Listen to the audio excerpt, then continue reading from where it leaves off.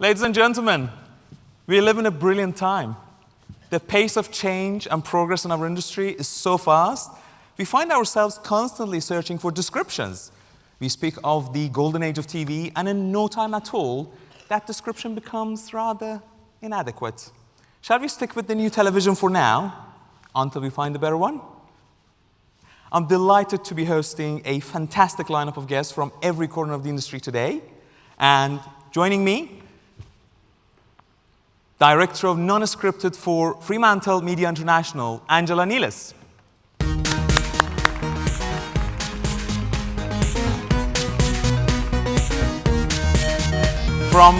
From India's first virtual reality production company, Memesys Lab, Culture Lab, Anand, Gandhi. Been there, done that, messed around. I'm having fun, don't put me down. I'll never let you sweep me off. CEO of Creative Networks from Endemol Group, Lisa Perrin.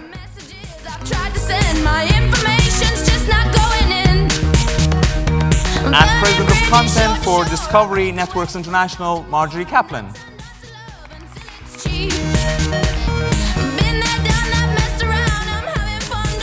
If you came to the session last year, you know that I like starting it with something to give you before we begin with the panel. We have a question for you. How can we make Factual sexy? I mean sexier than it is, because it is the sexiest thing, right?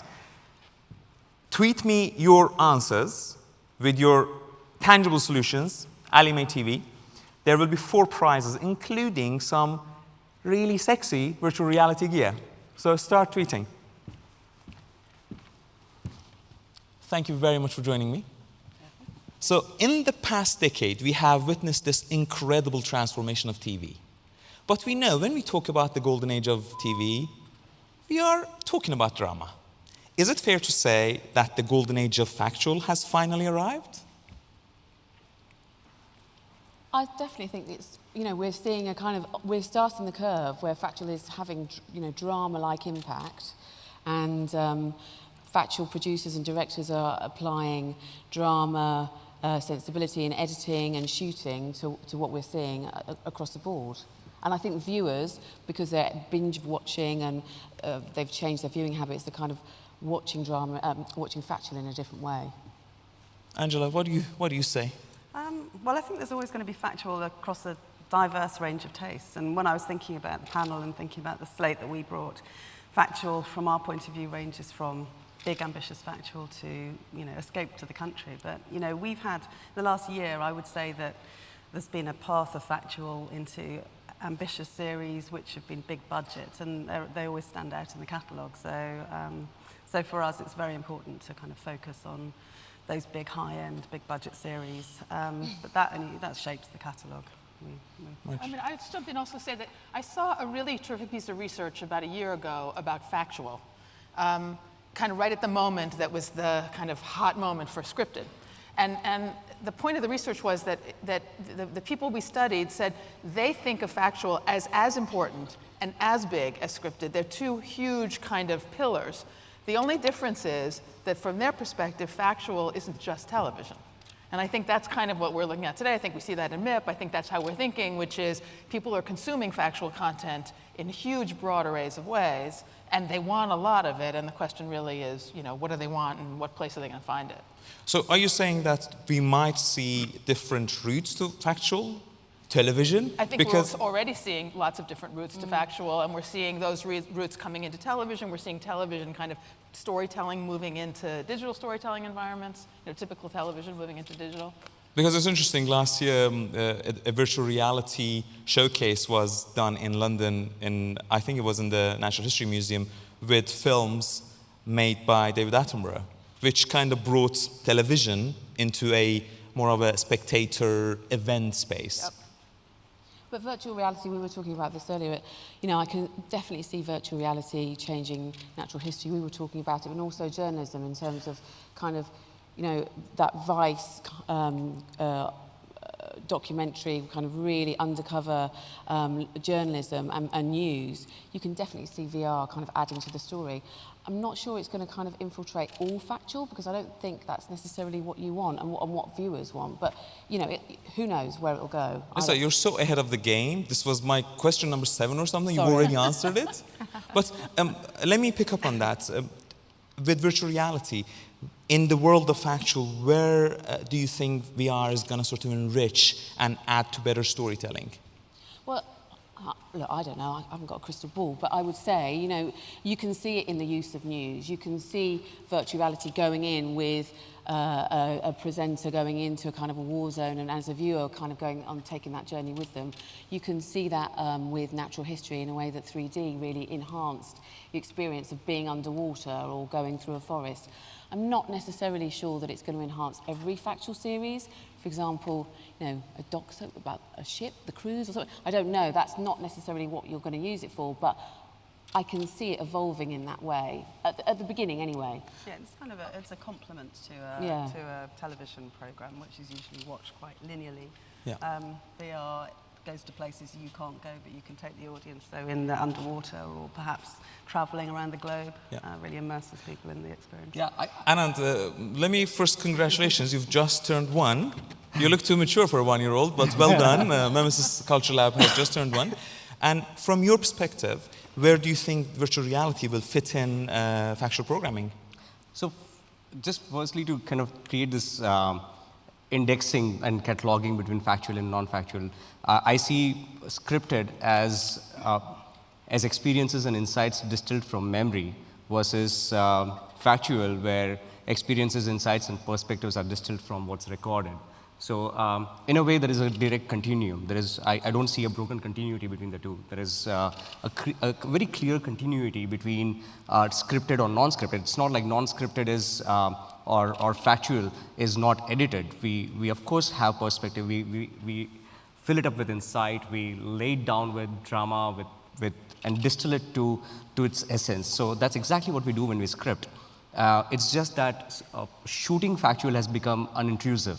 And is exponentially becoming more and more unintrusive as high resolution cameras are becoming smaller and smaller, and it's possible for crews to be extremely invisible to the environment, not afflict it, not really inform the environment with their presence, and doing that they are able to capture it without really corroding it in any way. Sure, but particularly in the world of virtual so reality, now where do you see I think it extends helping? into virtual reality, and I think video never killed the radio star, and VR is not likely to kill other media. It's as we evolve our tools, as we go from cave doodles to Renaissance 3 depth-oriented painting, and from that to motion capturing in cinema, we don't leave behind the languages that we've evolved in the past. We don't completely leave painting behind just because we've invented photography, or photography behind because we've invented motion photography. And the same applies to virtual reality. We like to transmit our knowledge systems, our insights, our ideas, our experiences, our feelings to people around us, and and record them with all the tools available to us at our disposal. And virtual reality is one amazingly huge addition in that toolkit, and that ability to experience and to translate and transmit experiences to horizontally into generations are coming next. So just wrapping it up, 5 years, 10 years, 15 years from now, you can actually travel back in time. 15 years from now, you'll actually make time travel possible by creating a bubble of reality, and you can just go back in time and experience it for yourself. Marjorie? That's quite a prediction. Yeah, I was going to say. Sometimes I do bring a crystal ball to my panels, but today I didn't realize I will need one, so thank you for that. Marjorie, who is watching Factual and where? Simple question, huh? Yeah. I mean, look, I think, can I just do for 1 second what Anand was, because I want to just also touch back on the virtual reality before I step forward, which is to say, I think there are a couple of things that makes me think of. One is, it really is a tool, And so I think what's going to happen over time is that people are going to learn to use that tool differently. And so right now, the way we're thinking about it is where can we go and show people things? But I think as creators get behind that tool, it's going to become a storytelling device of its own in a different way. And I think that will be very exciting. You know, Discovery has a whole virtual reality app, and we have tons and tons of stuff there. But I think it's exciting to see where that begins to go creatively. So just to, I agree, and I did that as an excuse to try to find some time to think about where people are watching. Now, do you want to think a little more? Because I think Angela wanted to add to the virtual reality. I went to see the Richard Attenborough VR experience at the National History Museum, which was terrific and really fun, and he was there, and it made it a very kind of interesting experience. But what I found is it was quite an isolated experience. You put your headset on, you experience it on your own, and it was terrific. But I think television is, a lot of the time, is trying to get people together, and I'm interested to know if you've kind of had inroads into getting people together watching virtual reality, because then that takes it forward as well, I think. By the way, just to remind people, we are running a competition. How can we make Factual sexier? And one of the prizes is virtual reality gear. You can tweet me your answers. Back to you, Marjorie. Okay. I mean, I think people are consuming factual content literally everywhere. I mean, even the fact that people are tweeting you, that's an experience of reality content, right?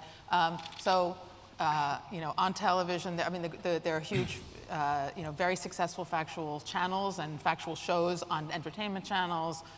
It's sort of stating the obvious, I think. I don't need to go on and on, YouTube. And so I think it's everywhere. I think maybe the question for some of us on the stage is, what does the big screen have to offer that's different than what does the lean forward screen have to offer? And what is the role of storytelling in the context of factual? If people have a craving for things that are more real and more authentic, which we're certainly hearing, you can get very real, very authentic, sometimes uncomfortably so, things online.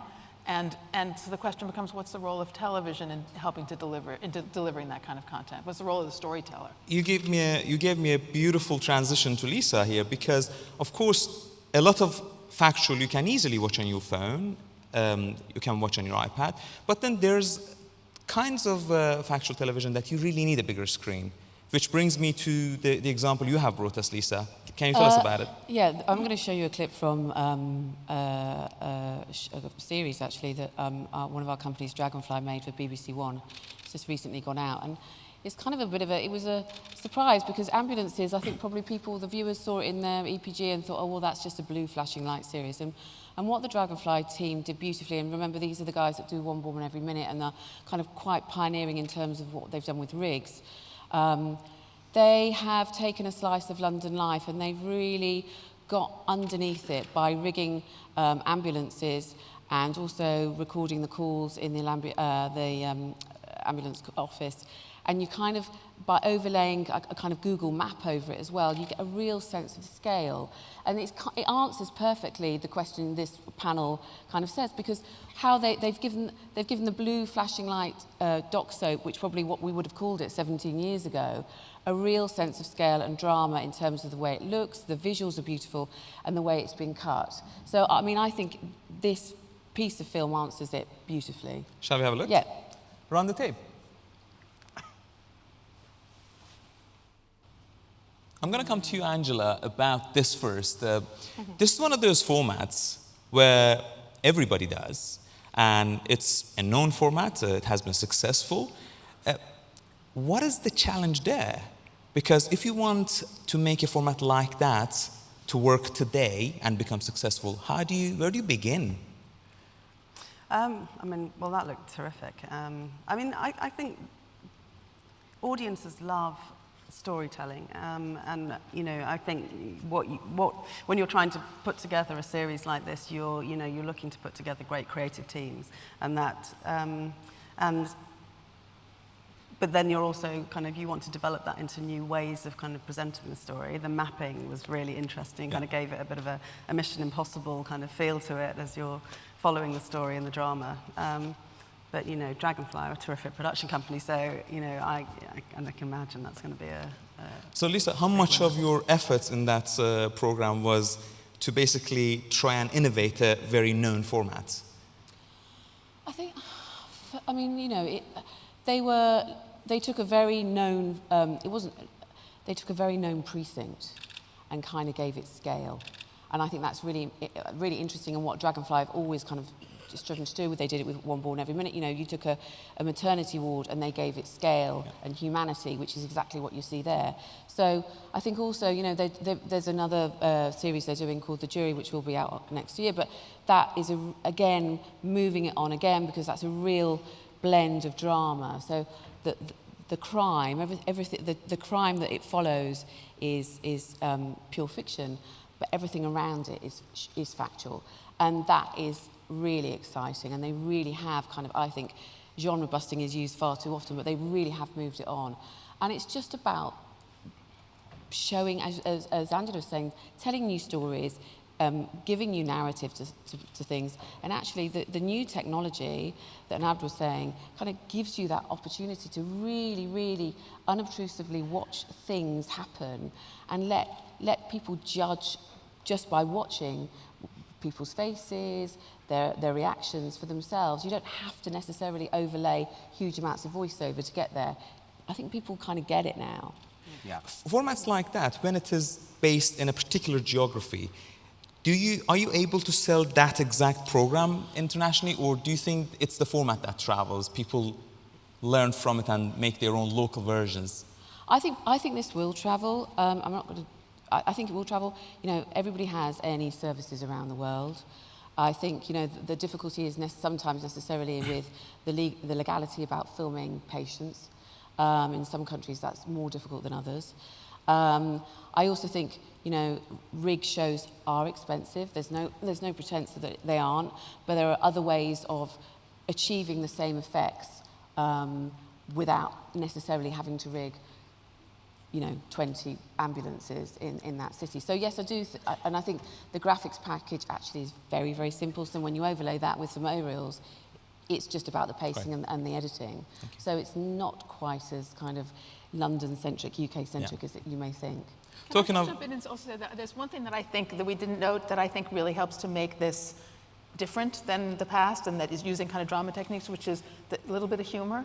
Yeah. Right? I mean, that's a really interesting storytelling decision, to take something which is, you know, like that, in and a then life just and make death you laugh for a situation. second, and then, right? And I think that's part of what makes it feel special and different, is it doesn't have that kind of constant kind of, which you absolutely could otherwise expect. Yeah. I think that's quite graceful and adds to Anand, quality. we look at India, markets like India, and we always think of it as a place with great potential to sell into. Now, let's flip the coin. Do you see Indian producers, companies, making factual programming with an international audience in mind? Totally. That's totally happening, and it's been very exciting the last few years. For the last 5 years, something has started happening in our generation where where a lot of us feel that we want to participate in this dialogue and make it a two-way dialogue. You know, we have been importing a lot of culture and consuming a lot of culture that the world has been producing, and that's been great. That's enlightened us. Now we want to participate in the dialogue. My entire generation feels that way, and we want to participate it with the best tools we have. So we want to produce narratives. We want to tell stories that are happening in India, but we feel absolutely certain that these are global stories.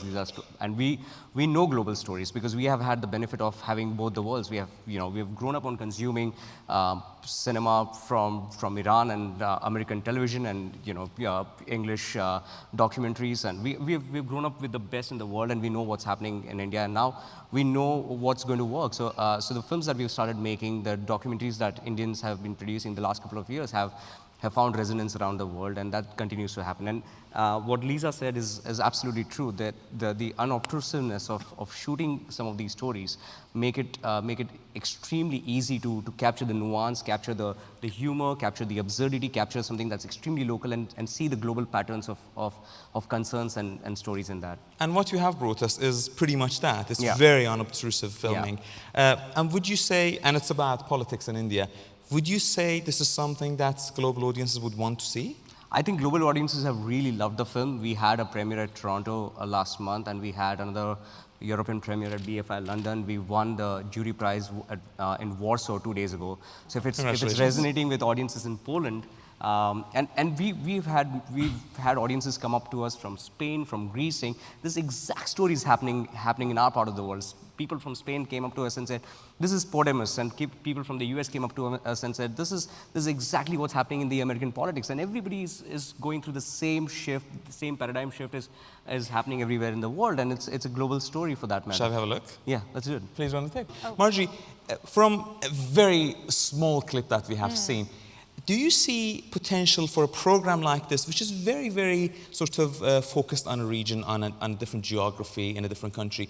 What's the potential for a program like that to travel globally? Look, it's hard to tell from a small clip, and to be congratulated on the award, so clearly there is a lot of interest in it. I mean, I think, at Discovery, we just announced a new kind of strategic approach to content around the world, and I think it's kind of relevant to this conversation, which is the idea that, we do believe that there are global stories, and we have a very powerful global pipeline, but at the same time, particularly in a world where the consumer, the end user, the viewer is becoming the programmer, having local content and locally relevant content is increasingly important.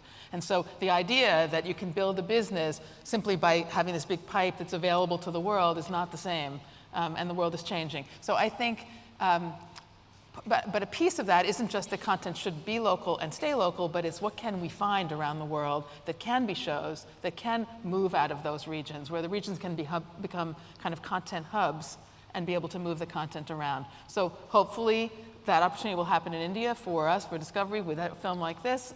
We saw it when I first got here. I went to Italy and I saw Undressed in Italy, and thought, this looks like people would like to see naked people, in bed with each other all around the world. Sure. And so we've actually done it in the UK and in Poland and the Netherlands, and I think we're even considering it in Asia. And so, clearly there are opportunities like that to both incubate content out in the world and also to celebrate the fact that some content really is local, and that's great too. Lisa, do you, apart from India, which is an obvious sort of hotbed for content with all the Bollywood sort of background that it has, and hopefully now it's moving to making more good factual programming, what other locations, localities, countries do you see as the next big places in terms of making good factual programming? Look, we always say, and it's kind of a little bit of a mantra, that a good story can come from anywhere. It really can. And I don't think, people say it's this country is hotter than the other country, especially at these markets. There's always kind of everybody scrabbling around somewhere trying to find it. And I disagree. I think, everybody has great stories to tell. Similar to Marjorie, we launched a format at this market, and it came from South Korea. And it was a bit of a co-development thing that we started with CJ&M in South Korea. And we haven't got a production company there, so we thought, well, let's give it a go. We have a ESG Asia based in Singapore, and they were very keen to do it as well.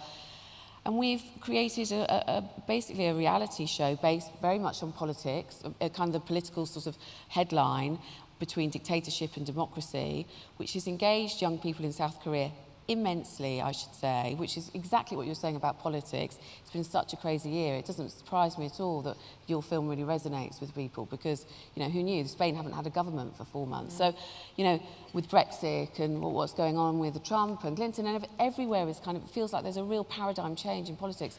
So this reality show that started in South Korea, it's people in networks in America are looking at it, UK are looking at it. It's just, it can come from anywhere. I think the world has become exponentially smaller with the world that we live in and how we can plug into it.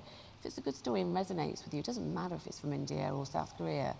Everybody's got a society and a community. We're all part of the same thing. And if it touches you and talks to you, you want to watch it. I'll take this as your anti-far right, inclusive statement on a stage. Thank you very much for that. Yes, you can. That's brilliant. Talking of global stories, Angela, you've brought us a treat. I have. It's a documentary series that's been made through this year by a company called Lightbox, and it's an interesting combination of well, in itself it's global. It's an Anglo-American producer, but it's by its nature a very global story. It's 8 different stories of trafficking, whatever that kind of trafficking might be, from fake pharmaceuticals to endangered wildlife to human organs. So incredibly interesting stories, and for us, it was the reason that we were kind of particularly interested in it is because there was this passionate young journalist, a 28-year-old British Afghan woman called Neillis Hidayat, and she just brings intensity and compelling stories to life, and kind of guides you through them. So it really, you know, she's a brilliant access point for telling these stories, which are sometimes incredibly hard. But you really stay with her because she's so passionate about it. I'd love to ask you guys all about authored documentaries and the potential for them, but shall we have a look at the film first, please? Anand, what do you think? Yeah, this is exactly a continuity of what we were talking about. This could be happening anywhere. It resonates with everybody in the world. This, you know, it's a concern that's been a part of our lives for so long. My film was about it. 3 years ago, I made a fiction drama that was also about the same subject. I mean, it had 3 stories, and one of the 3 stories was about organ trafficking in India. So it continues to, you know, be a part of that conversation about global stories. So hopefully time is not up for us presenters then, especially if we have good ideas, they're strong, and they really touch on humanity. Yes. I mean, I think look, I think it's about, I think the word presenter is a tricky word. Yeah. Because I think presenter implies a distance from the content that I know you don't mean. Yeah. But I think that's what presenters were. Presenters were kind of the face of something, the voice of something, as opposed to the experiencer of that something. I think what's so powerful here, and the things that are working, are when the person is deeply engaged in the content, where the subject really matters, where it isn't, you know, I'm here and that's happening over there. And I think What's a lot the of right that growth. word? See, I find it I very don't know the difficult word. to It's introduce interesting. myself. When I say I'm a presenter, they say, so you're just a glossy. I'm not. Right. I have ideas. I have opinions. I'm a human being. I'm not just a presenter. What do we call it then, if we don't call it presenter? Again, as the media will evolve, and coming back to virtual reality, the presenter is the audience suddenly, because you're just the author completely disappears in that kind of a medium, and to the extent that the camera disappears, everything has to disappear, because you can't have crews lingering around. You can't have one wall of content and one wall of creators. It just cannot be, because it's 360 degrees. The audience is experiencing every single piece of the moment. So. But what I really like about this, I mean, apart from the fact that I mean, I like watching authored documentaries, from Paul Watson to Nick Broomfield to Louis Theroux. You know, they give you watch them because you want to see their particular take on that story. What I think is extraordinary, and I've not seen for a very long while, is she's clearly a very good journalist. She's an Asian British woman. She's very fragile, and you could misjudge her. And she's obviously been put in those situations, and she gets a different point of view from these people. She disarms them. They're talking to her. I mean, I would really like to watch one of those documentaries, because it looks really compelling in a way. When, you know, you've got Louis Theroux in there talking to Jimmy Savile, you get a different type of reaction. So you're buying into her and her view, and I think that's what makes it compelling, and that's why you kind of, you know, that's why they're never going to go out on Vogue, where she's clearly very talented. And it doesn't pretend to be objective, no. Right? It's her point of view. Yeah. And I think that's a huge shift, actually, in terms of expectation on the part of the audience. You know, the idea of objective reporting is very questionable. Everybody has a point of view. And actually, there's a lot of, you know, a really interesting insight into the fact that audiences are much more interested in people who have a strong point of view that's obvious than people who pretend to not have one, but we know it's there. Yeah, because if you are fair and balanced, like particular news networks, the problem is you have just a minute of a news package, and then the way you put it together, it can so easily distort the reality. Whereas, absolutely right, if you have a strong opinion, it's obvious, so you're out there. Now, no factual session can be complete without a spot of natural history. And Marjorie has brought us a rather beautiful example. Yeah, so I particularly brought natural history today because we're all talking about how do we reinvent natural history, how do you keep natural history vital, and there's some very exciting stuff going on technologically with natural history, you know, the capacity to get closer to animals in ways that they can't see, and, you know, is remarkable. But, you know, given the natural history is part of the core discovery DNA, we spend a lot of time trying to think about this. So I brought this piece of tape. Well, really because I really love it. But it says a lot of things that I believe about television in general and then natural history in particular. First of all, it's, you know, one of the things that I've talked a lot about is creator-led content. And it's the idea of having kind of authored voices in television in Factual. You know, we talk a lot about that in scripted, but we haven't talked about that in Factual. And I think that that's very exciting and a very exciting opportunity. So I think you see the voice of the creator, I hope you will, in this. The second is it uses a combination of archive footage and interview and new footage that I think is really visually interesting. And then the third is just because of the extraordinary access. Just a quick setup of the story. This is a piece of tape about a troop of chimpanzees who are the largest troop ever discovered and ever studied. And they've been studying for 20 years. And they have some extraordinary behaviors that have allowed them to be super successful in ways that others haven't. The film itself and their behavior is unbelievably violent. Their success is in large part due to their extreme violence and their ability to act together violently. But this piece of tape is a very emotional moment, which is part of what I love about, you know, when you tell stories, you need huge range. And I think often things become wallpaper if you're not careful. So this is a very quiet moment. It picks up with a primatologist who's been studying these particular chimpanzees for over 10 years, 15 years, I think. And it's the story of Hare, who is the first chimpanzee to allow himself to be studied by the humans here, and his friend, Ellington, who has disappeared and is dead. And so Hare is now mourning Ellington, and this is the primatologist who has studied him telling us his story. Run the tape. Oh, beautiful. Angela, that man's passion is so obvious. It's just oozing out of the screen. Yeah, I can never talk after documentaries like that. I find them very emotional. That was really beautiful. And yeah, obviously a great story. I just love to, it's like a treat to kind of dive into a documentary and really get to grips with something. So this is an area we are very interested in right now, in looking at the greatest breakthroughs that are happening in our sciences, in evolutionary biology, in behavioral biology, in neuroscience, and our possibilities now to go really close to primates or to bacteria, really understand the communication that's happening between bacteria and how that applies to our lives, how can that inform our understanding of social contracts in human beings, how can that inform our policy. There is a direct continuum that we clearly understand between genes and memes, between software that is coded within biology and software that we have encoded in our culture over thousands of years. And there is so much that can be done in other parts of the world, and that's what we're really, really excited about doing. I was telling Marjorie backstage that we have